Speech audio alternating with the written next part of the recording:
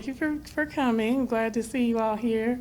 I am Gina Duvernay, the Adult Services Manager for Gwinnett County Public Library, and I'm glad to have you here this evening. For those that don't know, there's tea in the back with new water, right? Okay, and we have some I think they're called like, what are those cookies called? Like tea cookies, that's what they're called, tea cookies, tea cakes, that works. All right, well, I'm gonna go ahead and read the bios for our guests tonight, and we're gonna get started. We're gonna jump right in the Q&A. So our moderator in the beautiful pink dress is Dr. Lanice Littleton, and she holds a PhD in humanities with concentration in African American studies and history.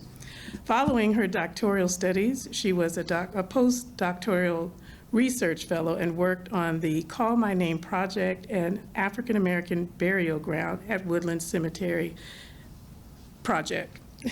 Dr. Littleton has taught multiple courses in humanities, history, and African American studies at institutions such as Clark Atlanta University, Morehouse College, and Agnes Scott College. She is a member of the National Council for Black Studies and the Association for the Study of African American Life and History. As a public historian specializing in community engagement, Dr. Littleton works to provide community members access to gathering and preserving history in a myriad of ways. Originally from Denver, Colorado, Dr. Littleton has been living in Atlanta for nearly 15 years. Thanks for being here. And our featured author of the night in the gorgeous hat is Dr. Stephanie Y. Evans, and she is a professor of Black Women's Studies and the former director of Women's Gender and Sexuality Studies at Georgia State University. She is the author of 3 books and co-editor of 5, published through University Press of Florida, State University of New York Press, and Wayne State University Press. Before her current role at GSU, she served as department chair for 12 consecutive years. She headed Clark Atlanta University's Department of African American Studies, Africana Women's Studies, and History, and was the director of the African American Studies program at University of Florida. She earned a PhD in Afro-American Studies and a graduate certificate in Advanced Feminist Studies from University of Massachusetts Amherst. Her undergraduate degree in comparative humanities was earned at California State University, Long Beach, where she was awarded Phi Beta Kappa honors. Let's give them both a round of applause.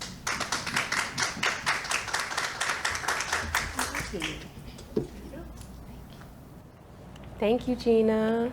Hi, Dr. Evans. Hi, Dr. Littleton. How are you? I love you so much.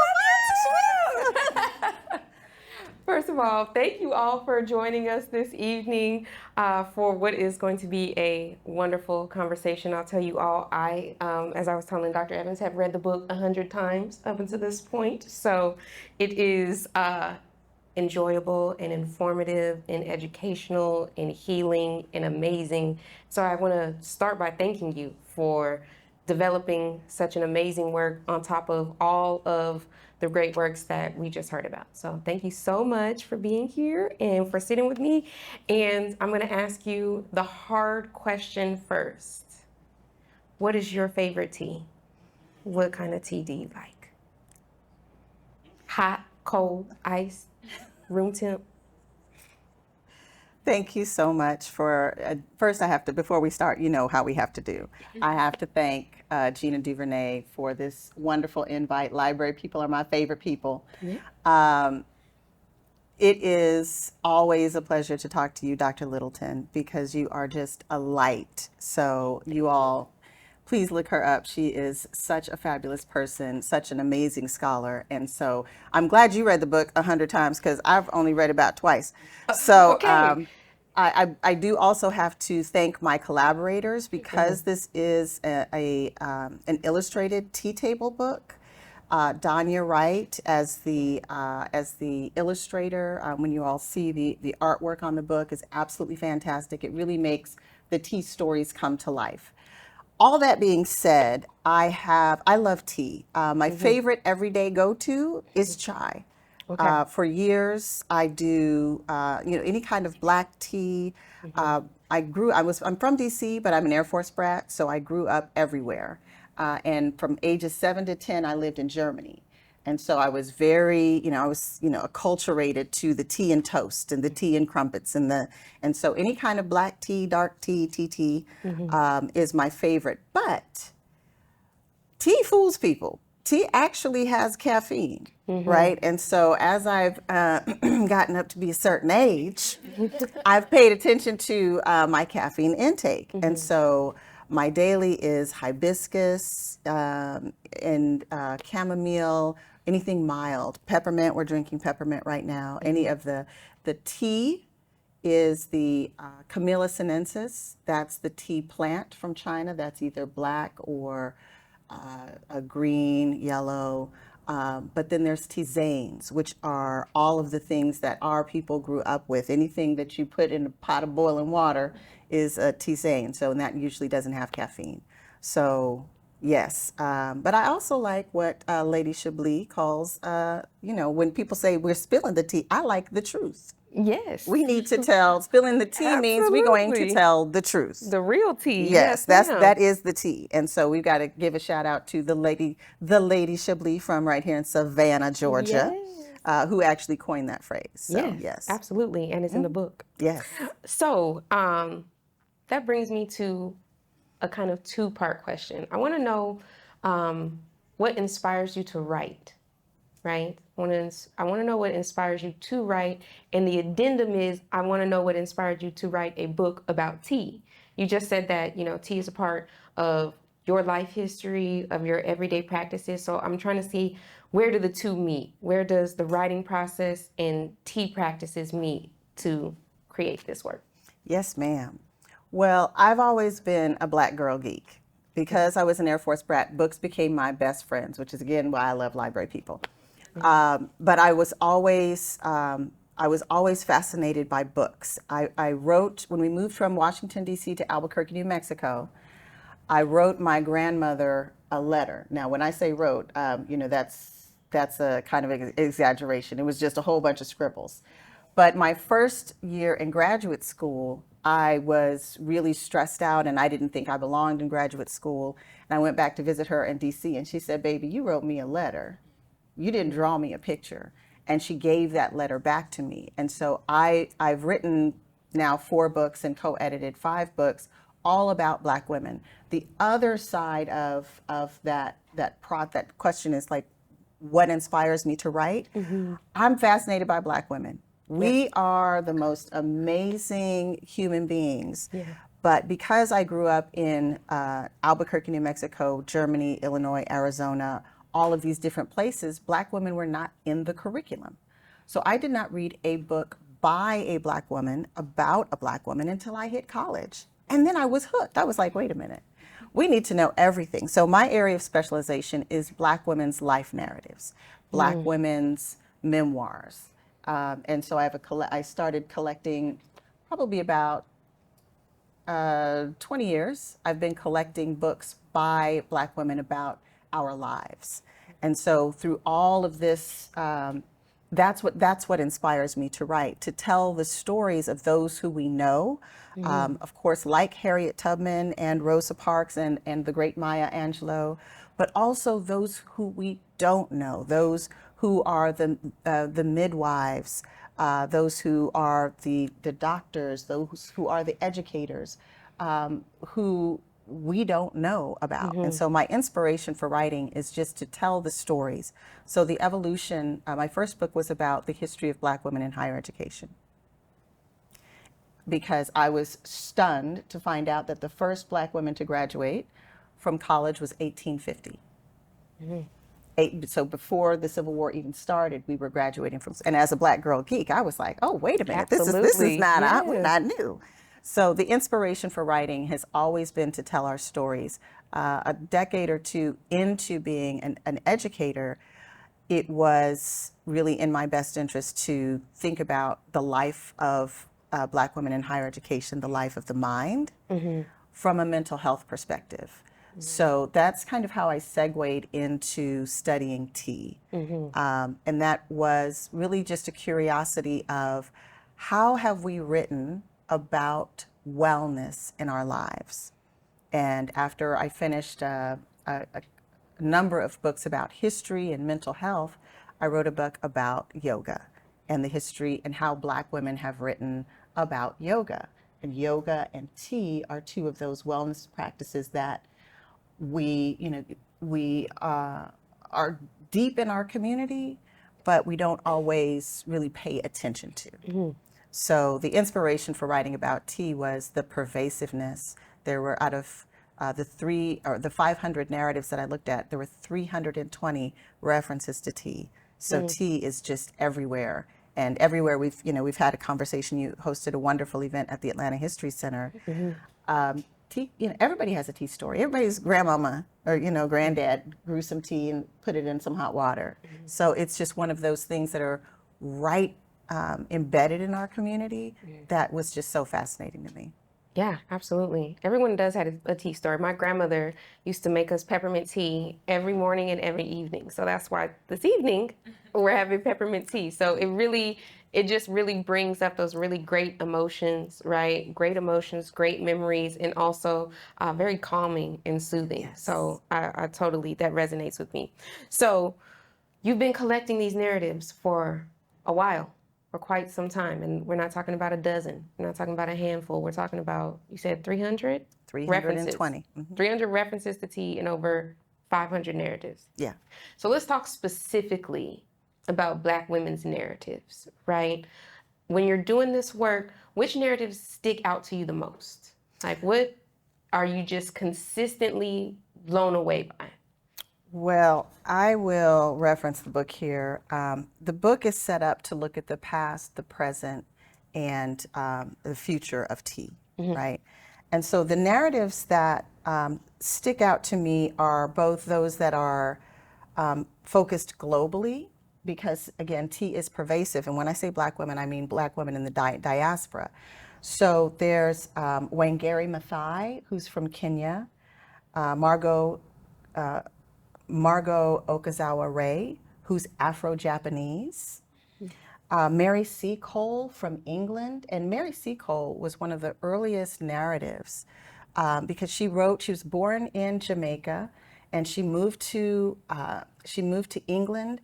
And then I know you all have heard of Florence Nightingale. When she couldn't be recruited in the Nurses Corps to the Crimean War when in the 1850s, when Russia was invading what is now Ukraine. Sound familiar? Mary C. Cole went over there as a nurse anyway. And she used tea, as she owned a tea house, but she also used tea in her work to soothe soldiers who were on the front lines. So that's an amazing story. In the Caribbean, Rita Marley talks about all different types of tea and all different types of chamomile, of hibiscus tea. If if you have any Jamaicans in that, they know about sorrel. But she also talks about cannabis as tea, which I found very interesting. And there's also kind of tea adjacent stories. So Phyllis Wheatley in 1773 published her poems on various subjects. That book was published in England, and it came over on the same ship that was raided during the Boston Tea Party. And so there's all different types of national stories, international stories. On the domestic side, one of the most astonishing finds for me was Harriet Jacobs. Harriet Jacobs, who was from North Carolina, and she escaped from slavery and hid in her grandmother's attic for 7 years. And during that time, she talked about her grandmother's use of tea, not only to drink, but that tea was used as a poultice, right? And so she would get these little ant bites, and her grandmother would use the tea as a cold press, as an herb cold press, to soothe the ant bites. And so you have people like Jocelyn Elders, who is, kind of the grand dame of public health, talking about all of the ways that we used tea. So these are all, kind of narratives that stick out to me. Yes, yes. I could go on. I could go on and on, but there's so many. There's so many specific stories. I'm so glad you didn't mention the two I want to ask you about. Okay. That was so good. Did you all get the history lesson? It was great. I was trying. We was on the ship and look, come on. We've been all around the world. I want to ask you specifically about one of my favorite Black women in history, Susie King Taylor. Yes. Let's talk about Susie King Taylor as a person, as a healer, as a tea practicer, as an educator. She just was it. So let's talk about her. So Susie King Taylor was again an early narrative, right? She was not born in Savannah, but born near Savannah. And Hermina Glass-Hill, who you introduced me to, is the head of the Susie King Taylor Institute, which is an absolutely amazing homage, like museum to this Civil War nurse who was between Georgia and South Carolina. And she talked about using sassafras tea as a way to keep her immune system up. So during the Civil War, of course, there were all sorts of illnesses and viruses. And she says, I have no fear of the virus because I drink my daily sassafras tea, which was an absolute parallel to Mary Seacole's story. So around, the same time, the 1850s, 1860s, nursing practices really utilized herbs and teas. And Susie King Taylor was an example of how medicinal practices were part of our tea heritage and tea history. Wow, extraordinary. So the next person I want to ask you about, and this is, again, one of my favorite Black women in history. Y'all gonna be like, Littleton got 50 favorites. I really do. I really do. Let's talk about Rosa Parks, because we know Rosa Parks as a fearless warrior who refused to give up her seat. And I'm using my words wisely because I think that for a long stretch of time there, we were incorrectly taught that she was just so tired. Just so weary on the bus, right? And as if there wasn't some organization and some strategy accompanying everything that she was doing and that whole construction of the civil rights movement. So I want to give her her credit as a warrior woman. But I want you to tell us about Rosa Parks. I was traipsing through books, as I am wont to do. And I run across a book called Our Auntie Rosa, which was penned by 11 of her nieces and nephews. And in that book, they all have recollections about the impact that she had on building their character and just as a human being. And I run across this reference to Auntie Rosa accompanying us to yoga class. And I said, well, that's got to be a lie because I've never heard of it. And so I went to the Library of Congress and dug through the pictures. Now, I can't say I discovered it because archivists and librarians actually curate these exhibitions, so many people had seen it. But the Rosa and Raymond Parks estate, rightly so, was very protective of her legacy.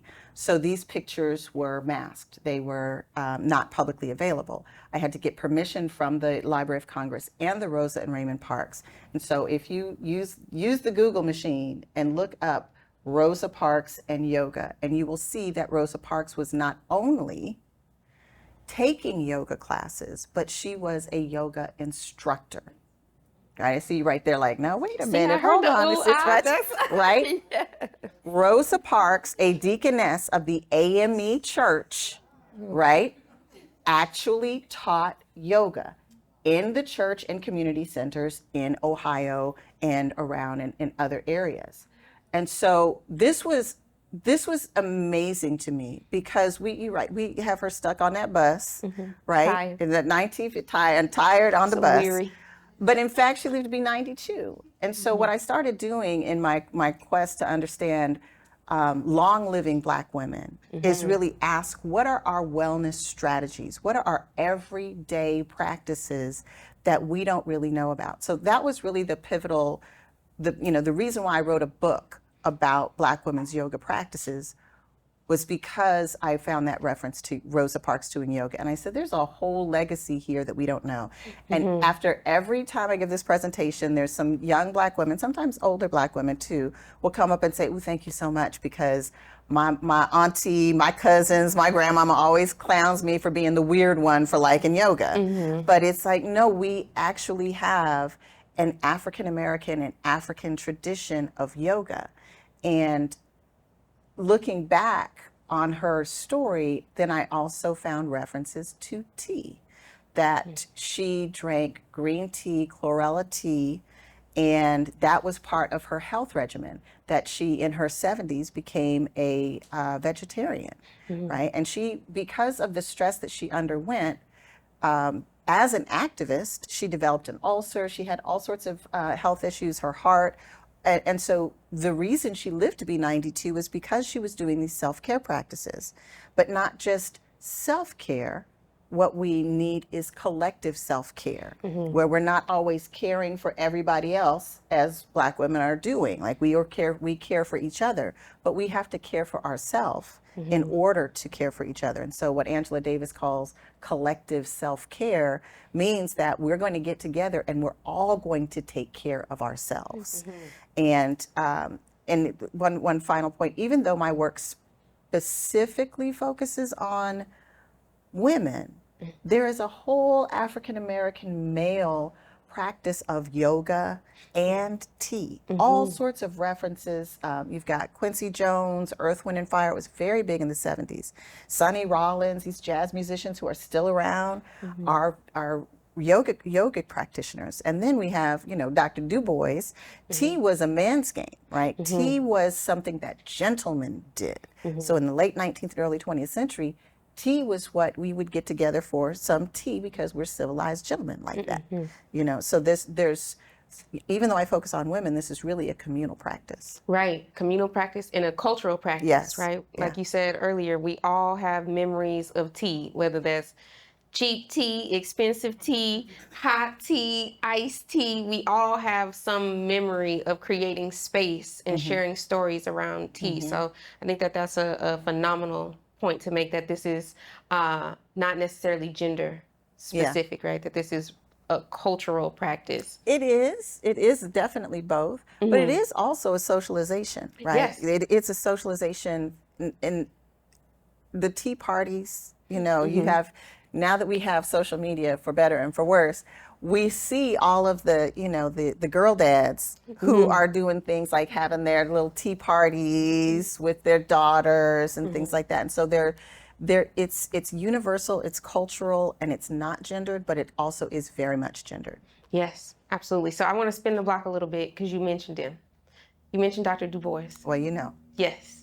And we know him. I have yet to read a serious book on Black history in the past 30 years that does not mention, or, I do Black feminist work. Feminist work. Everybody recognizes Dr. Du Bois. Yes, we know him. You all know Dr. W.E.B. Du Bois. We know him pretty well. Okay, so since we know him, I'm going to ask about the great Dr. Anna Julia Cooper. Oh, yes. Because we talk about Dr. Du Bois a lot, and he did tremendous things, tremendous thinker, tremendous scholar. But I also want us to know Dr. Anna Julia Cooper, who was doing phenomenal work at the same time as Dr. Du Bois. And so I'd like to put them in conversation with each other as contemporaries. So can you talk to us a little bit about the great Dr. Anna Julia Cooper?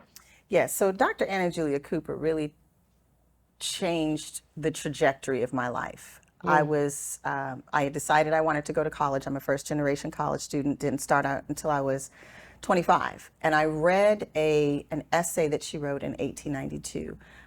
Anna Julia Cooper was born enslaved in Raleigh, North Carolina. She lived to be 105 and a half, right? And so how many of you have heard of Dr. Du Bois? Raise your hand. Okay, look around. Okay, how many of you have heard of Dr. Cooper? Right, and that's why I do Black women's intellectual history, because, thank you very much, Dr. Cooper was a contemporary of Dr. Du Bois. Again, she was born in Raleigh, North Carolina in 1890s, lived to be 105 and a half. I'm sorry, not 1890s, 1850s, right? Lived to be 105 and a half. I read an essay by her on the higher education of women, and it really talked about the imperative to educate young girls. Her book, A Voice from the South by a Black woman of the South, was written in 1892, a good 10 years before the Souls of Black Folk in 1903. I'm just saying. I'm just saying, right? And in this series of essays, she talks about what it means to be African American. There's 4 essays on being Black, and then there's 4 essays on being a woman. The title of the book is A Voice from the South by a Black woman of the South. And Anna Julia Cooper was, not only an educator for 70 years, but she earned her PhD from the Sorbonne in Paris at the age of 66. Mm-hmm. She was a member of Alpha Kappa Alpha Sorority Incorporated, and she was just an amazing writer. In terms of tea, she talks about the culture of Washington, D.C., and how tea was one of those practices that they had a Friday night art club, and they would have these tea ceremonies, and it was really just an opportunity to sit and breathe and read and think. And she was part of not just the educated class, because she was born enslaved. Mm-hmm. So she was of a very different class than someone like, let's say, Mary Church Terrell, who was born into money, mm-hmm. right? And Mary Church Terrell and Anna Julia Cooper lived right down the street from each other, but they were kind of different in class, right? Mm-hmm. But tea was the great unifier. Mm-hmm. Tea was one of those things that everybody could have. It doesn't matter what your class is, what your rank in society, what your occupation. It is an opportunity to gather. Mm-hmm. Yes, absolutely. Thank you for that. Mm-hmm. So, from the book and from just our conversation here, I'm hearing so much about tea as a generational practice, right? We're talking about enslaved women. We're talking about the Black Women's Club movement. Mm-hmm. We've moved down into more contemporary times in the civil rights movement. So tell me about tea as a generational restorative practice. How do we get back to that, or how do we keep that moving forward? I want to point out an area of the book where I talk about holistic health, because we have to understand Harriet Jacobs, who wrote her memoir in 1861, was talking about her grandmother, right? Which meant that these are African practices, and so it's multi-generational. Mm-hmm. But it's also diasporic, right? And so we find it in every location, because it's a human practice. You think every culture has tea, and so I think. Well, before I get to the details of your question, again, the reclamation effort for me is so important because African culture and Black culture has been erased. Mm-hmm. I started college at St. John's in Santa Fe because I love books, and it's the great books curriculum, but there were no books by Black women. Mm-hmm. And so it's so important to really think about generation in terms of not just generations within our family, but traditions that go back to ancient Africa in all of the different iterations, right? Because Africa is a continent, not a country. So in thinking about the generational aspect, I want to point out all of the ways that different generations have written about, right? And so right now we think of self-care and yoga and all of these things as new, right? They're not new at all. There are 6 different types of health that are mentioned in these narratives: mental health, physical health, spiritual health, social, economic, and political. And so with mental health, narratives talk about anxiety, depression, relaxation, and Chef Sally Ann Robinson in South Carolina talks about creating a slow lifestyle. Like the Gullah lifestyle is just, the Binya lifestyle is we Binya. we gonna be here, right? And this is how we create our mental health in our community. Physical health, there are multiple narratives about midwives, right? Using tea for reproductive health, colds, soothing symptoms of illness specifically during cancer recovery. Um, uh, Several opera singers talk about tea and the voice, right? Jesse Norman, Valerie Jarrett, that tea practice and keeping your instrument tuned. And beauty, Eartha Kitt talks about chamomile baths and all different types. Spiritual tea runs the range of different type of spiritual practices. Buddhism, Christianity. Several people talked about tea fundraisers. Like this was the biggest fundraiser for the church, was to hold a tea, because we love tea hats. We do. Judaism, African indigenous practices, the social teas, another kind of practice we've inherited is the culinary practice. So you have Chef Leah Chase, you have Chef Edna Lewis talking about iced tea and tea as and tea as a plantation crop, which is not really mentioned, but because tea only grows in certain climates. There's only what's now called a tea garden, right, in South Carolina. That's the only place where the soil will allow it to thrive. And so you've got this understanding of how to look at people like Edna Lewis creating a lifeline back to how we understand tea is our generational inheritance. Economic tea, the majority of tea shops, of course, in Atlanta are owned by, the majority of black tea shops are owned by women, right? So tea as a way that we have found to have our own, kind of business sense and entrepreneurship.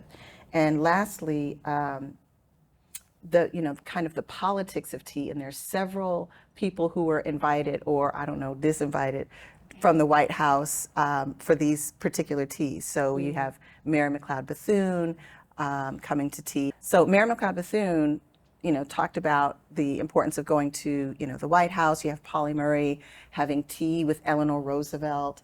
So there were these amazing kind of opportunities that tea allowed. But then you had people like Lorraine Hansberry, who didn't want any part of the White House. The activists who were saying, we're not going to do that. Then you have people like Michelle Obama, who was growing chamomile tea and honey cultivation as part of her outreach. And so there's all different types of ranges of ways that we've inherited tea practices that just really run the gamut. Yes. So we're going to open it up for questions in a little bit, because I know some folks have questions. So I'm going to ask my last two questions, and then I'm going to open it up for y'all. So I want to pivot a little bit, because we're talking kind of around it. I want to talk directly to Black women's mental health. Yes. You are a scholar extraordinaire of Black women's mental health. You have saved so many people, including myself. So about 10 years ago, I was a stressed out graduate student, and you saved my life because you brought me into your office and you asked me where my tea mug was, because I always have a tea mug, glass cup, bottle, so I always have one. You said, "Where's your tea?" And you brought me into your office with your tea. And more than that, you had a conversation with me about why I needed to breathe, why I needed to stretch, why I needed to meditate, and why I needed to run to my nearest yogi as soon as possible. At the time, when you're a graduate student, that seems like, what's she saying? Like mental health, okay. It literally saved my life. It allowed me that place and space, not only to complete the degree, but these are now practices that I adhere to several years later after completion. It is part of my daily routine. So can you talk about the significance of Black women's mental health, particularly for Black women in academia and graduate students? Because I think sometimes people don't understand the fullness of that pressure and that stress of trying to create in that setting? I love you. I love you too. So, as I said, I was an adult reentry student, and I didn't know anything about college or how it functioned, what university life was like, what it meant to be an academic. That's why my first book was basically a how-to guide, right? The first 100 years of Black women in higher education. That is really one of the only reasons why I've sustained my profession, is because I understand the long road and all of the narratives that those who've come before have left us as guides. So I am not extraordinary, I'm not exceptional, I'm not, special. I understand that I am part of a tradition. And that has grounded me in a way to say, like, nobody can tell me that I'm not an academic. Like, this is what I do. This is who I am. I belong here. That being said, I think is playing out in the public theater right now, academic spaces are just like any other human spaces. They're just like nonprofit, education, business, law. Any profession that's inhabited by human beings is bound to make people crazy. And if you are a Black woman, you're going to experience these spaces in a particular way. So I began to study mental health out of sheer desperation, because I had done everything that I was supposed to do in these spaces, and I still felt unwanted, unwelcome, under pressure. I really didn't have imposter syndrome because I know I study. But how do you not only survive these spaces, but how do you imagine and create different spaces? And so the more I leaned into meditation and yoga and tea, and I also did study wine. I'm just saying, I love wine, right? So I was like, what is the history of Black women in wine? So I actually had to, I wrote an article about it. So there was research. I was researching. I'm a researcher. But it's those types of things that help you understand these are how women like Harriet Tubman got to be in her 90s, right? Is to understand that there's constantly a struggle for freedom. There is constantly a struggle for justice. And you cannot struggle alone. And that struggle does not have to be devoid of joy. That you actually can realize yourself as a full human being and not a machine and not a monster. And you can invest in that daily practice of humanizing yourself so you can humanize others. And you can breathe. And had it not been for me studying yoga and meditation and tea and wine, I would not have had the peace of mind I needed to be able to pull you in and say, slow down. So I use tea for my office hours, right? And so it doesn't matter. I don't care who you are. I don't care where you're from. I care about you as a person and you as a learner. So let's come in. And right now, I mean, it seems so simple, right? Oh, let's sit down and have tea. But when you see everyone in the world so addicted to conflict and pain and, always in war and combat, tea actually seems like a sane idea, right? Like, I am not addicted to conflict. Conflict is inevitable. I'm not addicted to it. That's really good. That's so great. Now, I could talk to you for another hour and a half about tea. I have one last question. Yes. What's next? Oh, I'm glad you asked. Should we anticipate from, I know you got like 4 or 5 books in the chamber. What's the next one? Tell me what to expect next. Even though I already know, but I want you to tell my friends here. So I have one more book coming out. next. I have one more book coming out this year. And then I'm going to take a break a little while. I wrote this as an illustrated tea table book because I wanted to slow down, because I wanted to take my time in exploring, going over to England and going to different places to see what the tea traditions are and actually sitting with people. And so the tea book will be finished in a few years. The wine book will be my retirement book. Lots of research necessary for that. But in September, I have an offering coming out. It's called Black Feminist Writing, A Practical Guide to Publishing Academic Books. And it really is a gift to the next generation and homage to the prior generation to say, there's nothing special about what I do as a writer. It's what we do. And if you embrace writing, because, you know, academics, the life of the mind makes it, they're so dramatic, right? It doesn't have to be that. How about we enjoy writing? How about we surround ourselves with people who we are curious to learn with, and have a different style of writing than this competitive writing. We have collaborative writing. The reason why I'm so productive is because I surround myself with people who I like, who I respect, who I can learn from, and we write together. Ultimately, the book is a practical guide, which means the focus is on practice. Anything you do is going to take practice.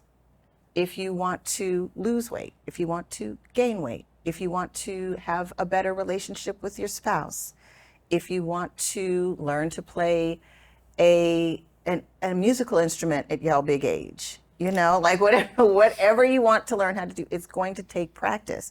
And after a certain age, we act like we have to stop learning, right? Oh, learning is for younger people. No, I'm a writer because I practice writing. I'm still practicing. So Black Feminist Writing is about the practice of personal, professional, publishing, public. May I have your attention, please? No, The you may not. library will close in 5 minutes. Please complete your final transactions at this time. Thank you. I love that. You will not be keeping us here all night. Personal, professional, publishing, public, and political. Those are all of the levels that you have to practice if you're going to be not only productive as a scholar, as an academic, but engaged with your community. You don't write a book and then take it out to the community and say, how's this? Will you read it? You're writing in community. This is informed by my community. So that's what I'll be writing, but I will also be resting. Yes. Yes, Rest. I will be resting. Radical self-care. Yes. On that absolutely. note, we're going to open it up to my new friends for questions. Anyone have a question? Yes, ma'am. Come on. Hi. First of all, I want to thank you so much for writing and highlighting the health and self-care practices of Black women. I work in public health, and I'm very familiar with the ways that a lot of people like to talk about Black women and our health, and like to tell lies about our health. So thank you for telling the truth and platforming that. My question has nothing to do with that. So I'm Gen Z. And in this generation and the younger generation, there's a lot of like fragmentation. I feel like community building is something that takes us a little bit because of different factors, because of the way the world has evolved. So how do you see tea as a community building tool for younger people? I love that question. I love young people. Young people, as we see right now on college campuses across the country, are leading. Y'all are leading. Y'all are doing what young people through every generation have done. Lead. And our job, I subscribe to the Ella Baker model of mentoring, which is my job is to create a forum for you all to do what you all need to do and to affirm what you're doing, to say yes and to sit as you are, and say, well, think about this and what about that, and to probe you and challenge you, but also understand that you all have, you see things and know things that we don't know. So I think the manufactured antagonism between generations is exactly that. It's manufactured, right? Oh, these young people don't know how. Meanwhile, I can't convert Excel to a PDF. Okay, all right. So but there are ways that you have, that's already happening right now. You just have to do, and I'm so glad you're in public health, because Billie Avery is, the godmother of public health. She understands, like, it's a communal self-help. Like she says, who does public health? We all do. It's not something that the experts do, right? It is basically community health. That's why it's called public health. And so really, I would just say, be creative, follow your instinct, trust yourself, do things that you see need to be done, and don't wait for affirmation from anyone, right? And then you work with people who want to work with you, and you mentor those, right? Your job is really to look to the next generation and just build community, but based on doing what you want to do.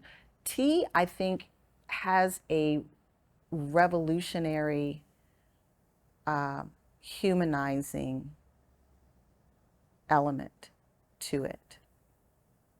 I know people have so many feelings about what's happening with the world, right? And especially in the Middle East. But whether it's the Middle East, whether it's Haiti, whether it's the countries in Africa, whether it's Russia and Ukraine, there are so many narratives and so many ways that show tea has, I think, revolutionary capabilities, right? But you have to use it in a way that you define it. I can't define it for you. I can just say, yes, public health and tea are match made in heaven, and your generation is already demonstrating how to lead not only this nation, but internationally. And tea is an organizing tool, quiet as it's kept, right? You invite people, Mary McLeod Bethune was known as the iron fist in a velvet glove, because when Dr. Bethune invited you to tea, what she really meant was, we're going to do business, right? Yes, exactly that. Exactly that. So use it as you will, right? You're on the right track, just even asking the question. I would follow that up by saying, start hosting teas. Yes. That's what I started doing. So I've hosted 3 teas in the past 2 years, and it's consistently one of the most successful events I ever do. People come out, and I get so many responses after about the tea. Yes, they're like, "Oh, the tea was lovely," but so many people are saying just the opportunity to be together and share tea and have a light snack, because it's not a luncheon, it's a tea. Okay, well, there's a difference, right? So there's a culture and a practice of tea that I think that we have stepped away from in the past few decades, that it's very important for us to return to. And returning to the new and improved tea, as I'm calling it, because sometimes it's just me and Black women friends. Sometimes it's me and 50 Black women professionals, like we did in March. Sometimes it's a family tea for the babies to get introduced to tea, right? I had someone tell me the other day that they hate tea. Now, this is an adult.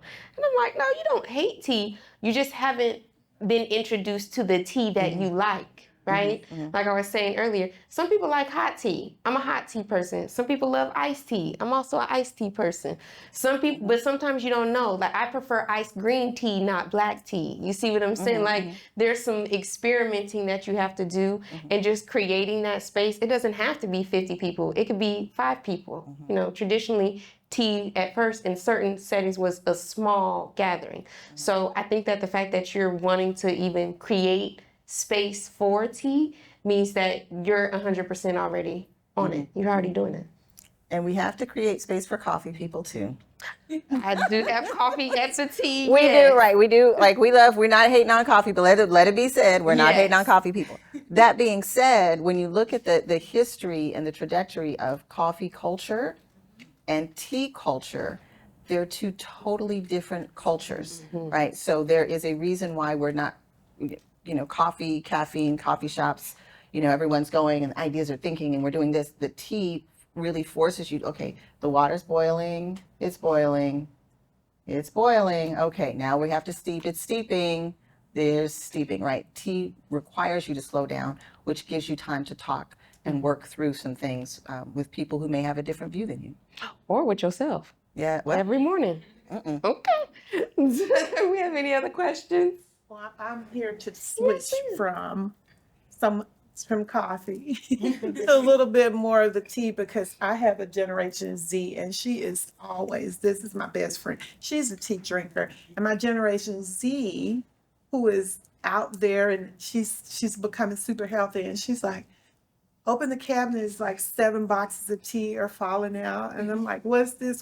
So I was like, okay, to help me with some of the health issues because I'm in that type 2 and, the whole thing. And I've started walking a lot. I'm a walker. Now I'm looking at what can I do next? So I'm like, can I switch over and at least switch out a cup? That's what my husband's like. So what you gonna give up? I was like, because he sees me have my coffee. Well, it's actually like a cappuccino. It's sugar-free, right? And so I'm like, well, how about I'm adding in? I'm not necessarily going to give up, but I would like to add a hot tea. And I think it's culture. I love to see people that do hibiscus is really good for blood pressure. Nishan Battle, actually in this book, there is a tea alphabet, right? So it goes, and there's references, there's all sorts of like actual tea references in here that will help you. But I know from my personal experience, hibiscus really is, and it's mental as well as physical. It's physiological. It really helps you. But caffeine, I mean, that much caffeine for you every day is just not good for you. It's just not. But maybe on the weekend, I want to slowly introduce it to my palate. I had the peppermint today. I think I've had peppermint one other time. And try whole leaf tea. Try whole leaf tea is a whole different experience. It requires, that we're used to tea bags, but again, that's quick. That's quick tea, right? And so you can order online just a little personal steeper and then get some whole leaf tea. I mean, it's amazing. It's amazing. I found during COVID that I had more tea than I had coffee. I drank a lot of tea during COVID. It was my tea, my plants, my meditation, and maybe some sage.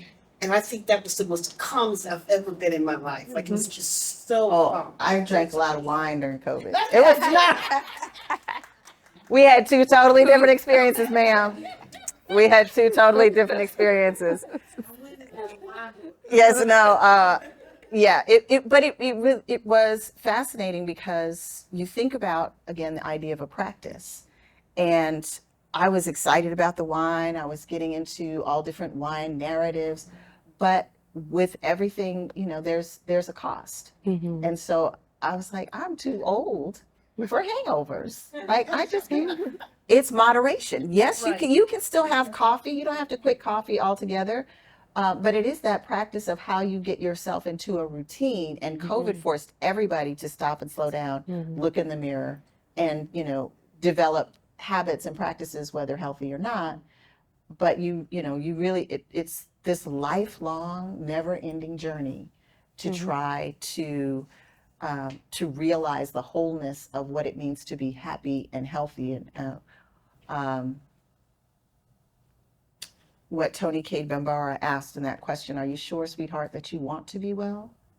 Being well is no trifling matter, right? and answering that question every day for yourself and giving yourself some grace that you don't really need to fix yourself or change yourself. You just need to practice. We all just need to practice. Take one. Yeah. Oh, Thank you so much.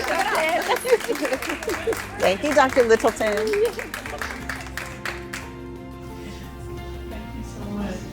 Thank you both so much. It's an amazing conversation. We could listen to you all night. I do want to say that we do have Black Dot Cultural Center here who's selling copies of Dr. Evans' book.